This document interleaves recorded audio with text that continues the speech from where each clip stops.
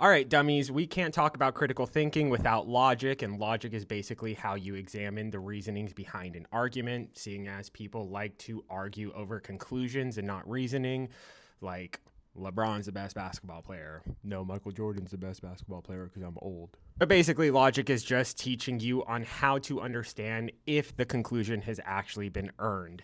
That somebody can say something confidently, or they can say something with good examples, or they can say something that sounds intelligent, but does it actually match the reasoning to something and the conclusion? So, in an argument, you have two things. You have the conclusion and you have the reason supporting it. So, somebody says, you should not take that job because the pay is low, it is far from your house, and the people there are unhappy. There are two things that have to do with an argument so you can understand how people's thinking starts getting faulty if they don't understand both of those things. Because there are two variables here. The first skill in understanding logic is being able to identify and separate the reasonings and the conclusion.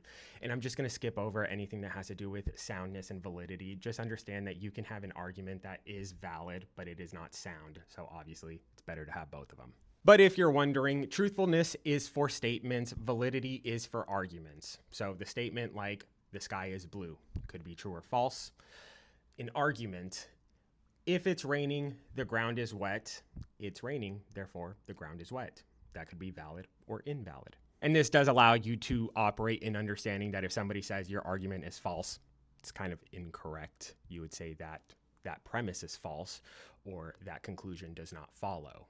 This would at least earn you some points from people who understand logic a little bit. From here, the most useful information to understand is that there is formal logic and informal logic, and informal logic has to do with the real world, thinking about probability or rhetoric, emotions, assumptions, context, things like that, where formal logic, you are looking for the conclusion to be guaranteed, not so much in the real world, you are looking for it to be reasonable.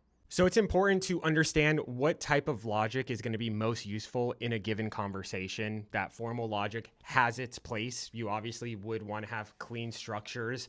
You would want to have deductive arguments. You want to have some reasoning mathematically if you have the ability to. But in some arguments, you won't want that. It won't actually help you. The informal logic is going to help you in real world debates, in public discourse, arguments on policy, things that actually affect the real world that don't necessarily guarantee something to be correct, but reasonably it makes it so your reasoning and your conclusion are aligned.